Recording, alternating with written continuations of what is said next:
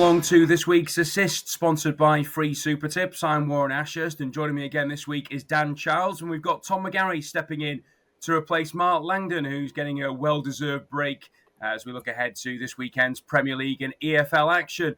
How big an impact will the midweek European and Championship matches have, I wonder, on this weekend's fixtures, as we take a look at, of course, what is going to be significant across the divisions. And we'll start off with the big match of the week in the Premier League. And undoubtedly, it comes at 5:30 on Saturday evening at the Etihad, where Manchester City face Chelsea. As far as the prices are concerned, Manchester City evens to win this game. It's 12-5 Chelsea and 3-1 the draw. Dan, we'll start with you with this one. Can't start anywhere else other than that Manchester City capitulation again on Wednesday evening in the Champions League. Just when you think they're getting back to somewhere near their best, they go and do that.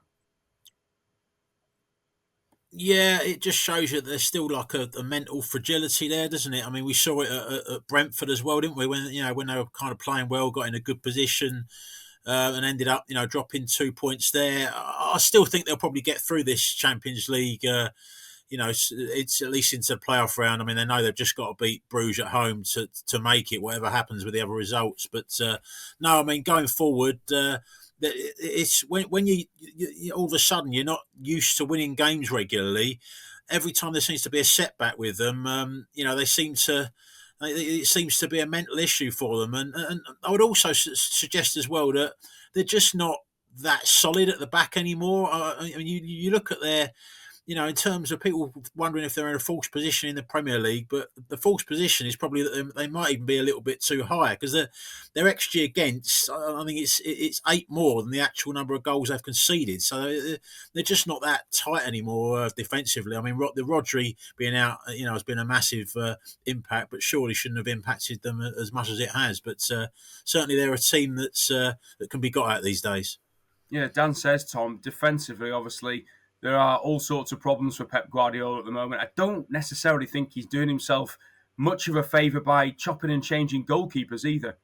No, that doesn't help the situation, does it? You want a solid defensive base, and that includes the goalkeeper. So if you're swapping around and you're not 100% sure who your own first choice is, whether it's Ederson or Ortega, then that can have a negative effect on the team in front of them. I thought City were really poor against PSG last night. They were fortunate with both of their goals to get 2 goals in front. But from there, how often have we seen over the years where City then go on and win the game comfortably? Their game management has in the past been really, really strong. But as soon as PSG started to apply the pressure, every time they came forward, they looked like scoring in that second half. So it's a concern for City because, before that PSG game, there were signs in terms of results, at least, if not necessarily performances, that they were getting back to somewhere near what we're used to seeing them be. But yeah, it feels like a case of half a step forward for City and then 1 or 2 giant steps back. Yeah, I mean, looking ahead to Saturday, Dan, I mean, they are 5 games unbeaten in the league, which will give them a bit of confidence, of course, going into this. And, of course, off the back of that thumping of Ipswich last weekend. But I'd suggest that probably Chelsea are not the type of team that you want to be playing if you've got a bit of nerves at the back. No, and it's a short turnaround physically as well. I thought it was quite a physically demanding game against PSG, and PSG, like the opposition, the way the opposition often approach games against City has changed now because of that sense of vulnerability. PSG were pressing them all over the pitch, really, weren't they, right from the start? And I think that's another. It's not just City being off it. I think the opposition are kind of sensing a little bit of blood now and really going for City, and that's making it even harder for them. I think Chelsea, I mean, before that win against Wolves, they had quite a poor run, actually, didn't they? They had a good run of fixtures, which they didn't take advantage of. They're not really in the title race anymore, but they're still, at the start of the season, if you'd have said to Chelsea, can you, win a cup? I mean, they're hot favourites for the Conference League, and getting back into that Champions League, they'd have taken that, and they're well placed to do that. Yeah, in terms of Chelsea, they're clearly not the team that they were a month or 2 ago, Tom, I think it's fair to say. And there was probably always going to be that little drop-off at some stage because consistency has been an issue over the last few seasons. It has, and they are such a young team, aren't they, as well? I mean, at least for Enzo Maresca's point of view, he's been proved slightly right because he was saying all along they're not in the title race, and now some poor results and he's been proven correct. They got back to winning ways, didn't they, against Wolves on Monday? But for me, it's a poor Wolves side, and it wasn't a fantastic Chelsea performance. They got over the line, they got the job done. It's moved them back above City into the top four ahead of what is a real battle for those places, and it sets up Saturday evening's game really nicely. Yeah, so let's have a look at what you two believe are the best bets in terms of this game on Saturday. Dan, we'll start with you. What's your pick? Yeah, I mean, even before City's defeat against PSG, I thought Chelsea were a bit overpriced. Fancied them to get something. That's the way I'm going to go. Chelsea or draw double chance. There has been a little bit of a shift in the prices. They're a bit more odds on now. Chelsea to at least avoid defeat, but I fancy them to do that. I think that, a bit like PSG, I'm sure they'll pick their moments and press City on plenty of occasions and look to kind of hit them on the break. They've got some real weapons, haven't they, going forward? The pace and the movement of Nicholas Jackson, Cole Palmer, is a fantastic player, but might be even more motivated than normal, against his former club. So I think Chelsea is certainly a work in progress. They've got a long way to go yet to be title challengers, but against City, as vulnerable as they are, and with a short turnaround as well, not just mentally the effects of that PSG defeat, but physically as well, I can see Chelsea picking up at least a point. Yeah, it's not many times that you see Manchester City evens, Tom, at home, even against a team in the top six, but which way are you looking at it here? Yeah, I've gone the other way, which probably says a lot about the inconsistencies of both these teams. It is difficult to pick out a result. I do think, and I take Dan's points about City being tired, how much would have been taken out of them from that game in Paris on Wednesday night. But I just think they were getting results in the build-up to that game, albeit against the likes of Ipswich and West Ham sides that aren't as strong as Chelsea. But I just think they should have enough to win what could be an entertaining game. I agree with Dan. I think Chelsea will definitely hurt City going forward. Both teams, for me, will get on the score sheets. We've seen some high-scoring games between these two sides in the past. There was a 4-4 at Stamford Bridge in the non-too-distant past. So, yeah, for me, I think it'll be an entertaining game. Not quite the high quality that we come to expect when these two meet. I think City will just about have enough to win it. They haven't lost to Chelsea since the 2021 Champions League final, so they've got a bit of a hoodoo over the West Londoners. So I've gone for City to win and both teams to score. Entertaining, but maybe not the highest of quality. Okay, well, that is the match of the weekend in the Premier League. A 5:30 kickoff at the Etihad on Saturday for Manchester City against Chelsea. Time now to run through the rest of the Premier League matches, and we'll kick off with the 5 games that are at 3 o'clock on Saturday. And we'll start with a game at the Vitality Stadium where Bournemouth take on Nottingham Forest. Bournemouth 21-20, Forest 12-5, and the draw 27-10. Tom, we'll start with you with this one. Looking at this game beforehand, I thought it was a really difficult one to call. Bournemouth, of course, already taken the scalps of the likes of Manchester City and Arsenal at home this season. Forest, though, just full of confidence going into this. Yeah, I mean, this is arguably the game of the weekend, isn't it? These two sides in absolutely fabulous form. Bournemouth was superb last week, and I mean, who scores 4 goals away at Newcastle at the best of times? Never mind when Newcastle were absolutely flying before that, and Bournemouth were able to do that without a recognised centre forward, certainly an experienced one with the Unal and Evan Nielsen both out. So they're in fabulous form, but so are Forest, unbeaten in 9 in all competitions, 8 wins during that time. Only the draw with Liverpool, the only time they haven't won during that period. Forest, they've got the second best away record in the Premier League. It is really, really difficult to call, isn't it? I was looking at the both teams to score. Both sides, I think, have enough about them to get on the score sheet. I've just edged towards Forest. There's a bit more value in them picking up another 3 points on the road. I just feel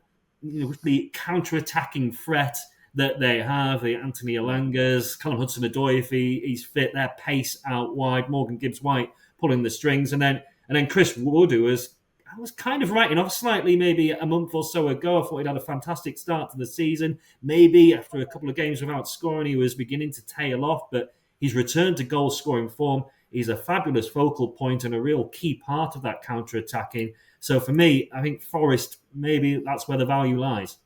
Yeah, it's a really interesting one, Dan. I just wonder whether Forest's stubborn back line gives them the slight edge here. Yeah, I think Forest are quite a big price here. Actually, I've got loads of respect for Bournemouth. I think the job that Andoni Iraola is doing there is probably, you could argue, is the best in the Premier League at the moment. The style of football they play. Huge amount of injuries as well. A lot of clubs in the league that are having a lot of injuries and using as excuses for poor form, but that Bournemouth have got double figures and they're still performing. Incredible result I thought that was at Newcastle with the form, as Tom's mentioned, that they've been in. I would say though 2 of the goals were in injury time. Maybe the scoreline's a little bit on the flattering side, and Tom mentioned that Forest away record. They've got more points away than at home. I think Nuno's sides often are set up, quite defensively solid and counter attack. Yeah. They're quite suited to playing away from home, and they're around about 6-4, maybe a little bit less. Draw no bet in a game that quite tight, but that seems a big price to me. And I would suggest if the game's tight, it could go down to the benches. That Bournemouth bench at Newcastle look very threadbare to me. Forest are going to have a lot more options on their bench, so Forest to win a tight game. Not sure that many people would have tipped Chris Wood and Justin Kluivert to be near the top of the goal-scoring list at this stage of the season, but those two certainly in form going into Saturday's game. Another of the 3 o'clock kickoffs is at the Amex Stadium, where Brighton take on Everton. Brighton 4-6, Everton 9-2, and it's 11-4 the draw. Big boost for David Moyes last week with that win over Tottenham, Dan, and they now head to a Brighton team who are, well, at the moment, slightly unpredictable, I'd suggest. Yeah, we were kind of a bit down on. I was a bit down on Brighton, last week, and then they've gone and won at Ipswich, and the 2-2, and then the fantastic win at Manchester United, who had actually been turning the corner a little bit before that game. So one thing I'd say about Brighton, though, whenever they play teams at home that you'd expect them to beat, they often don't get the job done. I'm looking at their no win at 4 at home. You included that 3-1 loss to Crystal Palace, 1-1 against Southampton, 0-0 against Brentford. I'll just be a little bit cautious about piling into them at odds on in a game against Everton. I know Spurs had a lot of problems last week, but to get the first win under David Moyes, it was a decent performance, pretty comfortable for large parts of the game there, and they're quite capable. Everton are going and kind of frustrating teams when they go away from home and getting a result, as we saw when they got a 0-0 draw at Arsenal, didn't they, not that long ago? So I can see the draw being a big runner here. You mentioned the price for the draw, 11-4. That's where I'll go with this one. Well, no, it was a big win in terms of a much-needed 3 points, Tom, for Everton last week, but I think even more so, a much-needed 3 goals. Yeah, absolutely. We know where Everton's troubles have been lying this season. They don't score enough goals, but Ndai was really good again. He's been one of the bright sparks for them in the campaign. And perhaps more importantly, Dominic Calvert-Lewin getting back on the score sheet. That will do his confidence the world of good. I'm similar to Dan. I've looked at the Everton double chance, either the away win or the draw. I mean, it's odds against. I think there's really good value in that. As Dan mentioned, Brighton are better when they're playing the better teams, when they're the underdogs, whether that's counter-attacking or just, suits their style. They struggle when they're the favourites and teams playing a low block, which I think Everton will do. David Moyes isn't ripping up the script completely from what Sean Dyche was doing previously. So I think it will be pragmatism from Everton, certainly to start with.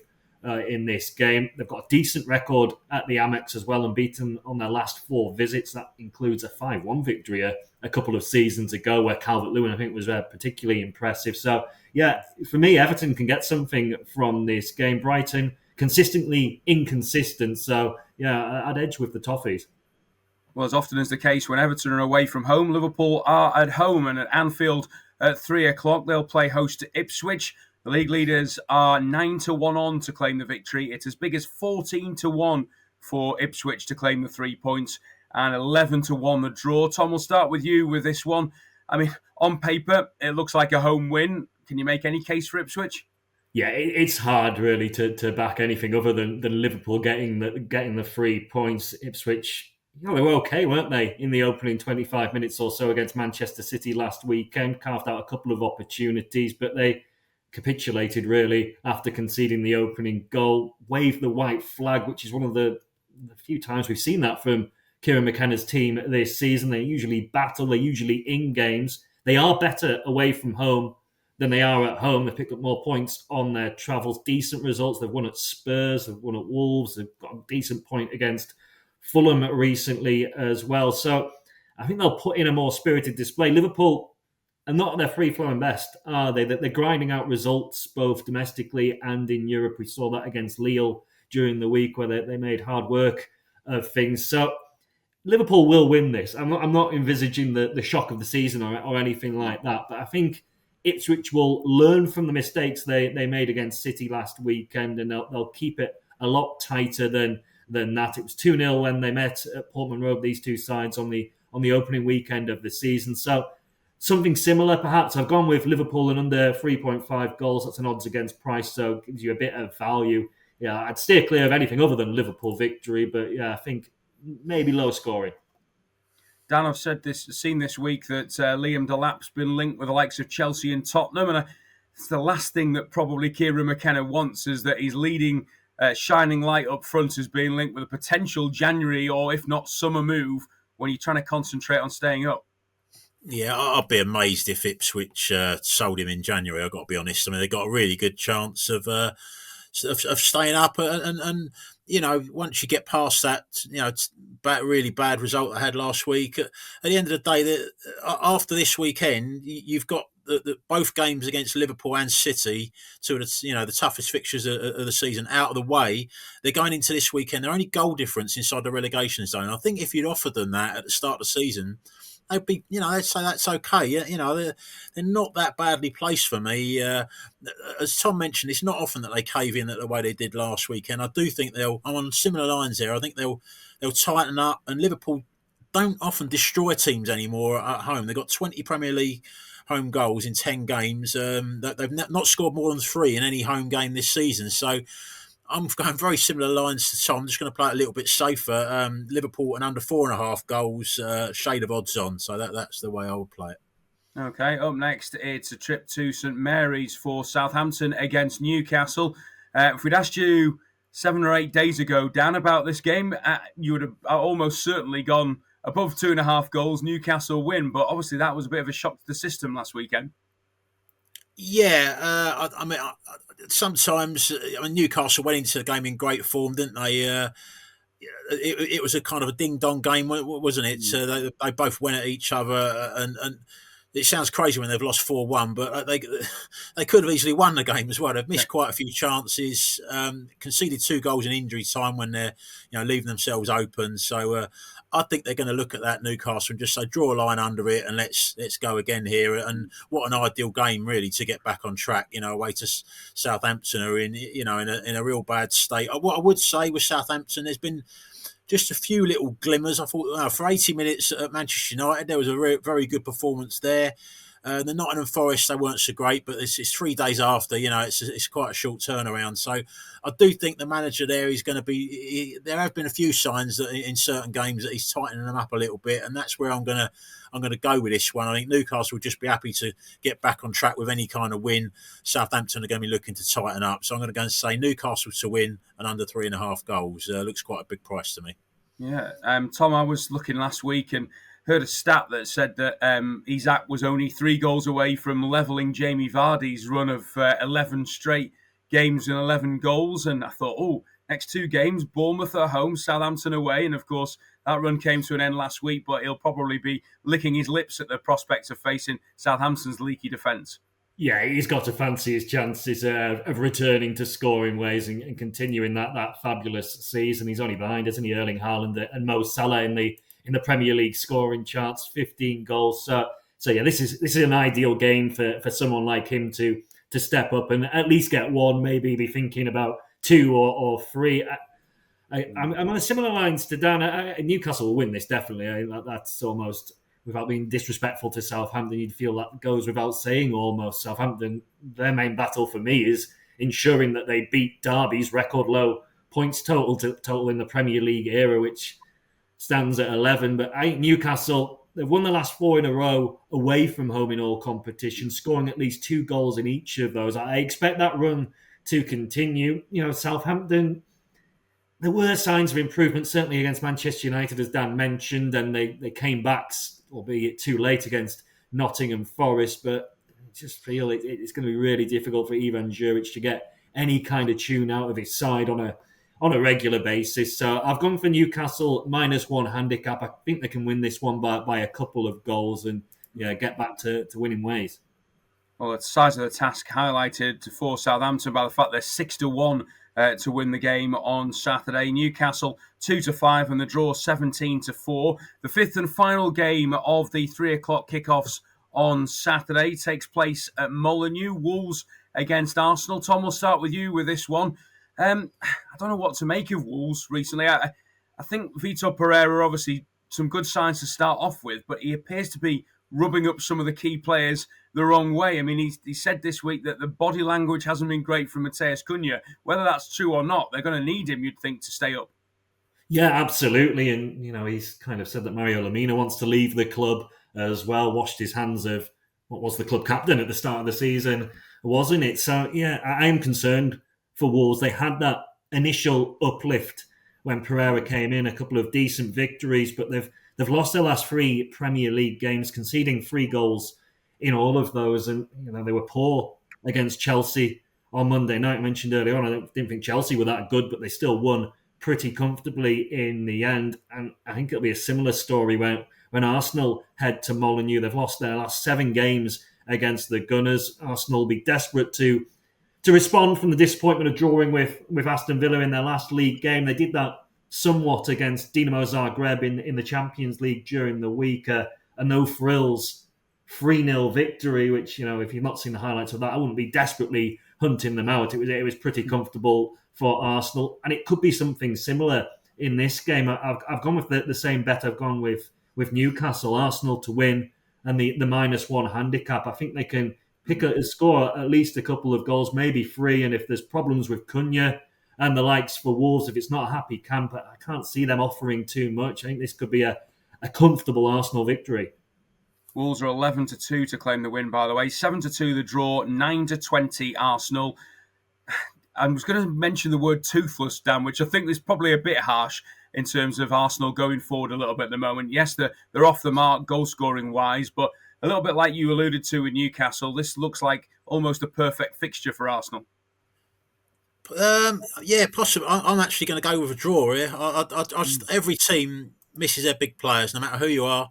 Saliba out for Arsenal is a massive loss. Saka out. Since he's been out the side, they do not look the same team. For me, 1 win in the last 5 domestic games. I didn't even think they were that great in the 2-1 win against Spurs. And they made really heavy weather of that against injury hit and dispirited Spurs side. And the Villa game, I've tipped a draw for that game, didn't I, last week? I'm not surprised that ended in a draw. And I think Wolves, the 2 home performances, it's a while back now, the Boxing Day against Man United where they won 2-0, that was very good. The Forest game I watched, although they lost 3-0, they actually played at quite a tempo and created quite a bit. They didn't play anywhere near as bad as the score suggested in that game. Chelsea away, they're competitive for an hour, weren't they? And then conceded 2 quick goals. I would give them a chance here. If they turn up and play at a tempo like they have the last 2 home games. Arsenal missing big players. 7-2 looks big enough to me for the draw. Just a quick one down off the back of that. If it is a draw for Arsenal, another drop points, are we looking at the gap being too far then? Yeah, I'll be honest. I think their title chances probably went when Saka got the long-term injury. They don't look like they're going to be. Most games that they play, they're not really putting teams away, and that's a recipe for dropping points. So no, I think it's Liverpool's title to lose, definitely. Okay, well, that is Saturday's action wrapped up. We'll turn our attentions to a busy Sunday now because there are 4 games in total. 2 kick off at 2 p.m. and we'll start off with a game at Selhurst Park where Crystal Palace play host to Brentford.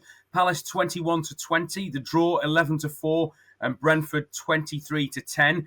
Dan, we'll start with you with this. Palace seem to have found their footing now and seem to have found a bit of a rhythm.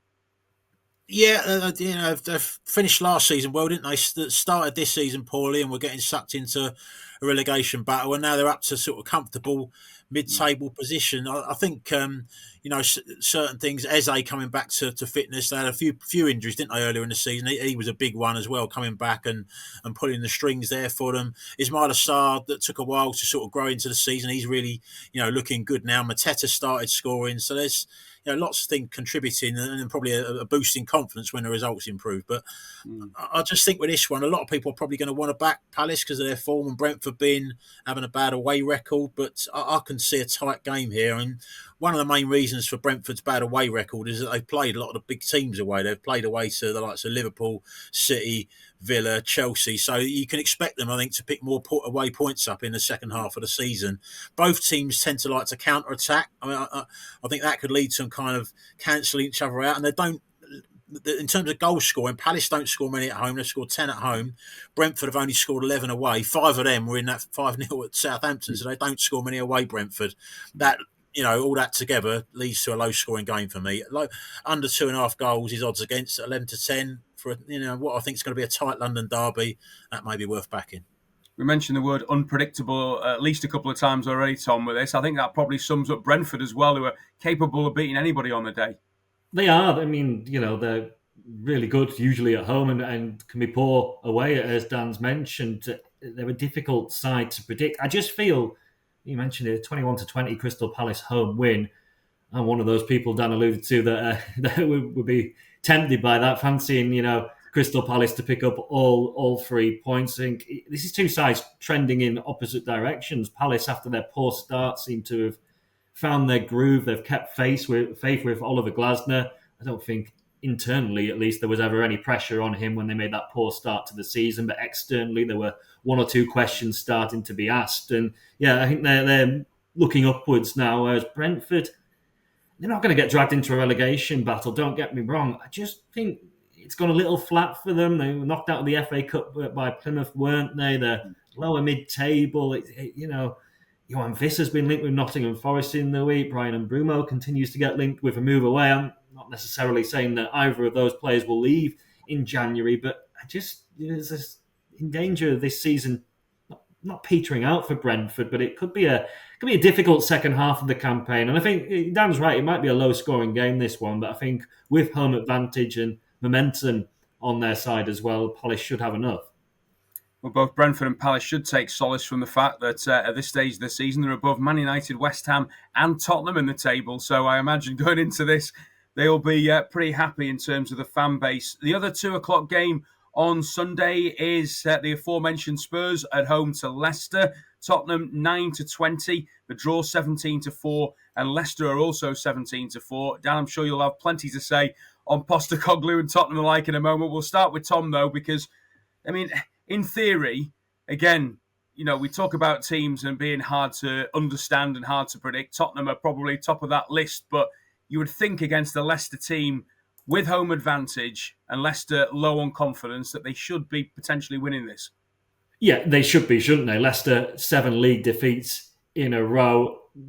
Pretty much the worst team in the Premier League at the moment, and I'd include Southampton in that, who's at least their performances have picked up in recent weeks. So Tottenham should win this.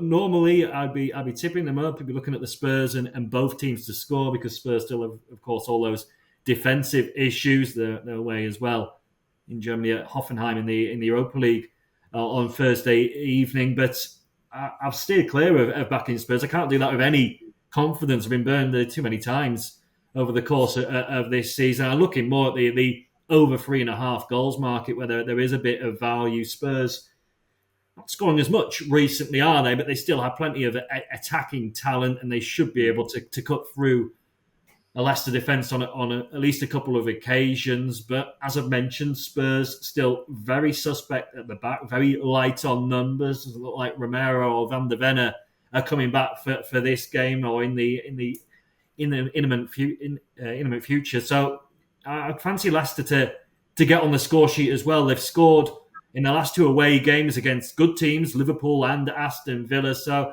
yeah, I think there's scope for at least 4 goals in this game. You can throw that in with a Spurs victory if you like, but I'm not tempted to go with that. I'm sticking with just the over 3.5 goals. Dan, we'll talk more about your best bet for this game in a moment, but I wanted to touch on Ange Postecoglou because we keep saying this every week, but the pressure is mounting. What have you made particularly of how he's reacted in certain interviews and certain questions recently?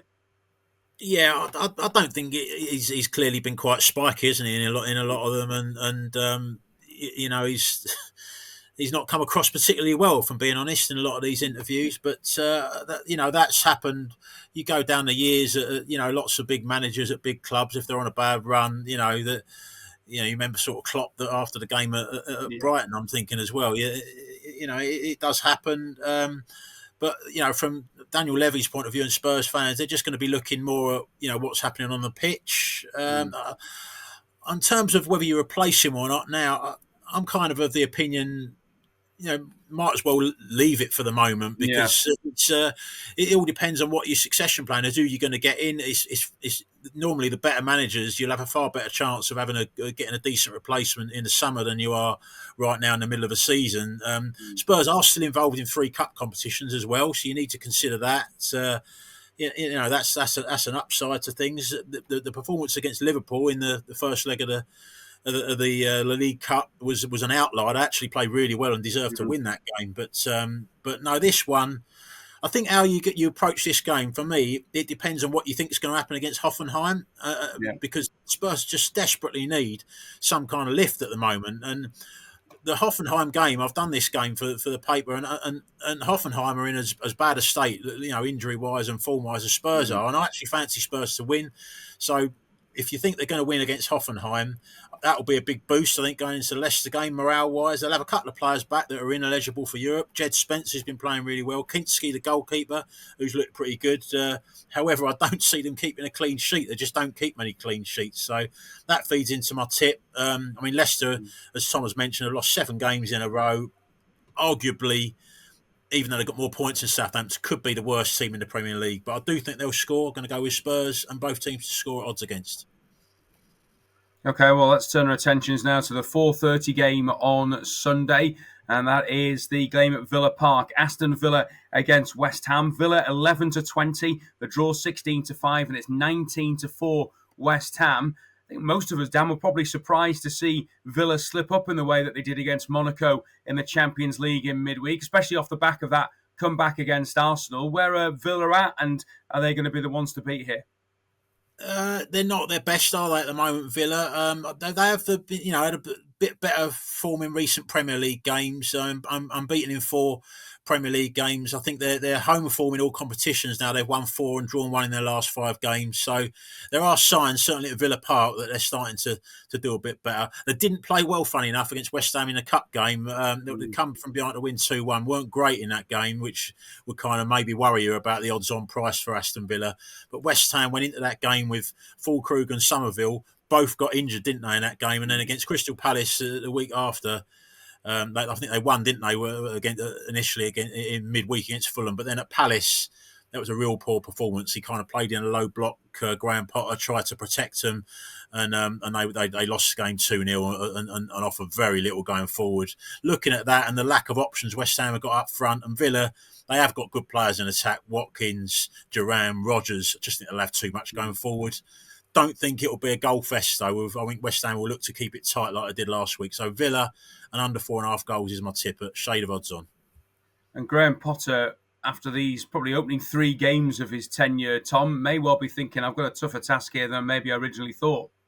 Yeah, I think he has. It's too early really to judge exactly how it's going to go for Potter, but they were disappointing against Palace last time out after getting that victory against Fulham, and now they're back to where it started for Potter, another away trip to Villa, as Dan mentioned. They were just edged out in the cup a couple of weeks ago. Villa coming into this one in between 2 Champions League games. They were poor against Monaco, never really looked like a threat going forward, and they'll have one eye on the game with Celtic on Wednesday as well, because they're still battling for a potential top 8 finish in Europe. So they may be a little tired, a little jaded, and a little distracted, Aston Villa. So I'm more tempted to steer clear from backing them to win. As Dan mentioned, West Ham, no strikers of note at the moment. I suppose the talking point coming into the game is John Duran, with West Ham rumoured to have made that big money bid during the week to sign him from Villa. Can he have a say in the game? Spurs against Leicester from earlier on, we were talking up goals. If you're going to watch a game this weekend, it might be or this Sunday, that might be the one to look at. I can't see this one being particularly high scoring, so I'll go for under 2.5 goals, and maybe a 1-0 Aston Villa. Okay, well, last but not least, and I'll have a bit of a rant on this, a 7 p.m. kickoff on Sunday night, which I can't quite believe the Premier League have decided to do, but Craven Cottage is the venue for Fulham against Manchester United. The Cottagers are 13-10 to claim the victory, United 2-1, and the draw 12-5. I got my fingers well and truly burnt by Manchester United last week on the assist treble. Just as you think United are finding some sort of formula, Tom, and are getting somewhere near where we think they should be, they end up capitulating at home, and Ruben Amorim turns around and says this is arguably the worst Manchester United team of the Premier League era. Was it a fair comment, and where do they go from here? Well, I mean, in the Premier League era, yeah, you'd argue it is a fair comment. I mean, they're languishing down in 13th position in the standings, well beyond the midway point in the campaign. So this is a poor Manchester United side. We've mentioned throughout the games we've looked at that there's quite a few games that are difficult to call. I actually found this one the hardest to predict because of Manchester United. I mean, they put in some good performances and results against Arsenal and Liverpool in recent times. Then they really laboured against Southampton before losing to Brighton. They seem to do better, don't they, in the bigger games against the better teams, if you like. And I'm not sure where Fulham fall in that. They're 7 points above United in the standings. So United underdogs, will that suit them going to Craven Cottage, where they have a really good recent record? They're good against Fulham in general, apart from last season's home defeat at Old Trafford when the two sides met. They've only lost, that's the only defeat they've had in the last 20 meetings between the two sides. I'm edging towards Manchester United. It may depend how they perform, what the result is against Rangers in the Europa League on Thursday night, that Battle of Britain. But I'm looking at Manchester United, the draw no bet market, just to protect yourself, because it could easily finish a draw this game. I just think United might be able to edge it. They might be able to play a little bit more counter-attacking away from home against this Fulham team than they certainly could against Brighton last weekend. So yeah, I'm edging towards United, but not with a great degree of confidence. Dan, I was just looking at the league table earlier and saw where Fulham are, and looked at the draws column, and they've had 9 draws this season. They're on 33 points, only 5 points outside of the top 5.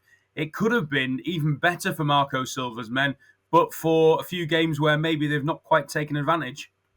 Yeah, I mean, there's two sides to that, isn't there? They're a hard team that, to beat, keep the ball well, don't they? Which helps in that, but they do probably lack, the firepower of some of the teams that are above them in the table. Hence why they're struggling to turn them draws into wins. I'll just in jest here, I'd rise to the defence of the Premier League. Maybe they thought that quite a few of those Man United fans wouldn't have very far to travel back home after the game. But that's just a joke, obviously. But anyway, back to the game. I think I totally agree with Tom here. I think I've got the same bet. Man United draw no bet at 6-5. I think sometimes you can't just change your opinion, based on that was a poor performance against Brighton. In truth, the performance against Southampton wasn't great as well for long periods, but that's where they're at the moment. They're inconsistent. The games against Liverpool and Arsenal away, they were very, very good. And I just feel what the price is. If they turn up here with a performance anywhere near their potential, I mentioned Fulham that they're a good side, but they're limited up front. I just think United odds against draw no bet. I think that's a decent enough price. Fulham at home, they've had a 0-0 against Southampton, 2-2 against Bournemouth, and a 2-2 against Ipswich. You bear that in mind. If United turn up, every chance they'll win. Okay, well, that is the Premier League concluded for another week. Time now to turn our attentions to the EFL. Do you want football free bets? All the best offers from your favourite bookmakers can be found in one place. Check out racingpost.com/free-bets to find out more. Racing Post, stay ahead of the field. Well, this week's EFL Match in Focus takes place on Monday evening, a massive game at Turf Moor where Burnley play host to Leeds. Burnley are 2-1 to win this game. Leeds 13-10, and it's 23-10 the draw. Third versus first then, Dan, as far as the Championship is concerned. 2 comfortable wins for both teams in midweek as well. Who do you think are in the sort of best position at the moment? Oh, it's so tight up there, isn't it? I mean, Leeds have got the 3-point gap over Burnley, at the moment, but Sheffield United and Sunderland are right in there as well. It's a genuine, exciting 4-team race, really, isn't it, for the title and for automatic promotion, which would be what they're much more interested in, these sides. Burnley, I mean, it's the best defence against the best attack, this, isn't it? Burnley have only, I think, conceded nine goals here. The Leeds have scored 51. So, you've got that going into this. I just think Burnley are unbeaten at home. They had hell of a lot of draws in there, 7 draws, 6 wins. But I can actually see them, being the likelier winners here. Odds against draw no bet. Leeds nowhere near as good away from home as they are at home. Like to play a lot of free-flowing, possession-based football.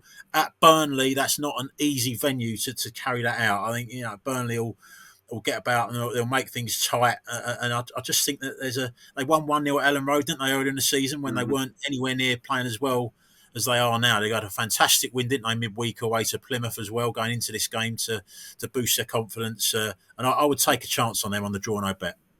Yeah, it's a huge game at the top of the table. And for the neutrals, ideally what you want, 4 teams battling it out for those 2 promotion spots at the top of the Championship table. We will now head on to Dan's treble for this weekend in the EFL selections. And who are we looking at first, Dan?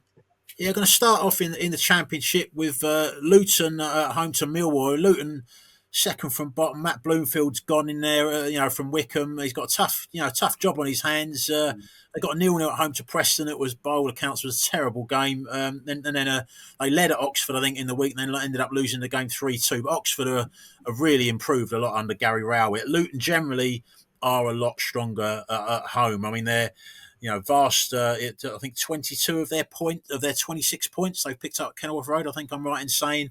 And Millwall at the moment, they've got a lot of injuries. Sold Essay just before last weekend, didn't they, to Crystal Palace? So they're very limited if you look at Millwall's squad at the moment in attacking areas. They did get 2-0 in front in the week at home to Cardiff, and then ended up drawing the game 2-2. But their performance didn't look great. They lost 1-0 at home to Hull last weekend as well. I think he's got a bit of a tricky situation there at the moment for Alex Neil, and I fancy Luton to beat them. I'm going to follow that up with League One. Going to go with Blackpool to win away to Exeter, just a straight win.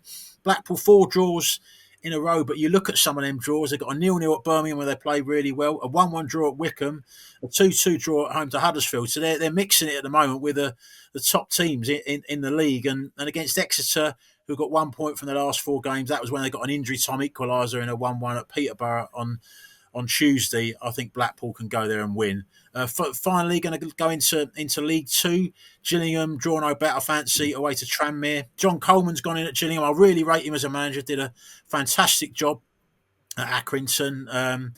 And I think he'll get Gillingham going. They're quite a big budget, Gillingham, in that league. First game under Coleman, a 1-0 loss at home to Doncaster, but there was much more tempo about Gillingham in that game. It was an improvement on their recent performances. I think they can go to Tranmere and win. Tranmere are, third from bottom at the moment, the league's lowest scorers. I think they'll be in big trouble, actually, if...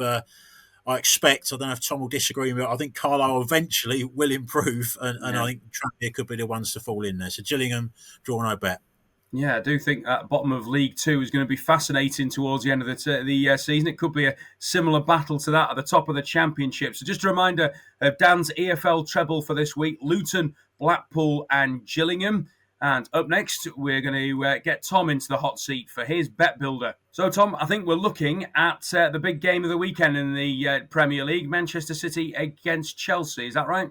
Yeah, absolutely. It's the standout fixture. It's the one that draws the eye. And as we've spoken about when we were previewing the game a little earlier, it's a game that should feature plenty of goals. So my first line for this bet builder is both teams to find the back of the net. I mean, they're both good going forward, much better going forward than they are defensively this season. They're both averaging over 2 goals per game in the Premier League, but they've also both been conceding more than 1 a game on average. So that tells its own story. City with Erling Haaland, they're always liable to get a goal, even when they're struggling. And we've seen though against PSG in the week how vulnerable they are defensively. You'd imagine Pep's going to chop and change a little bit again for this game, and with Chelsea scoring goals, they've got plenty of attacking talent within their ranks, but they conceded against Wolves on Monday night. Just not convinced at all by Robert Sanchez between the sticks. I think that maybe long term Chelsea will need an upgrade there. But yeah, I'm fancying for the first leg both teams to score. The second part of the bet builder, I'm looking at Phil Foden, who was quiet against PSG during the week, but he's found his form at last, at least in the Premier League. 5 goals in his last 3 Premier League appearances. That includes a couple of braces. We were wondering where Phil Foden was, weren't we, over the opening months of the campaign, off the back of a poor Euros as well. He was the Player of the Year in the Premier League last season.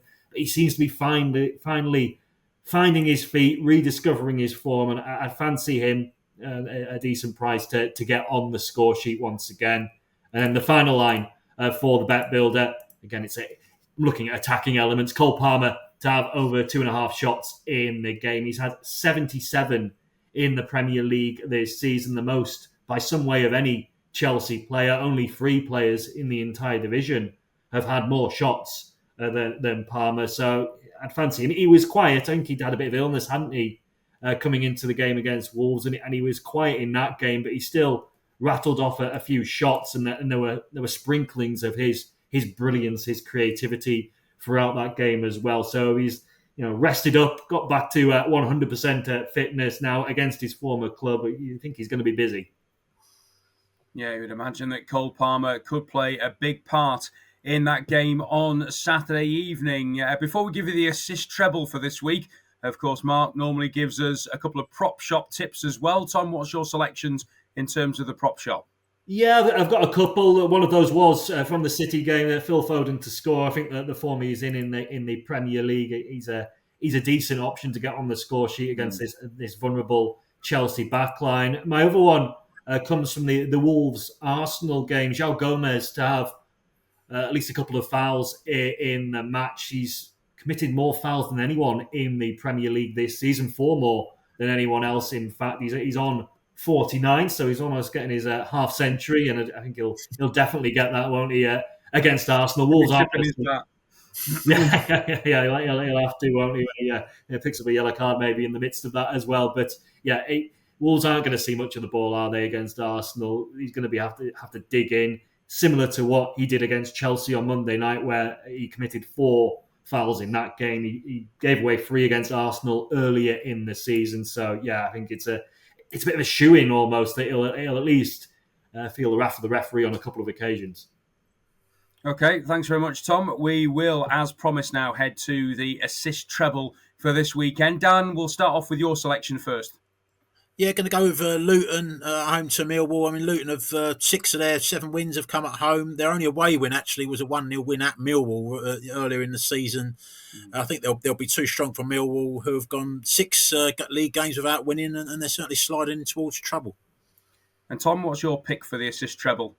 Yeah, I've gone with Everton double chance at Brighton, the away win or the draw. I think it's just odds against price is too good to turn down, given the inconsistencies of Brighton, and in particular the struggles they have against a team that set up defensively and set up to frustrate. And Everton, good record away at Brighton. The David Moyes factor kicking in after the victory against Spurs last time out. So there's value in backing Everton.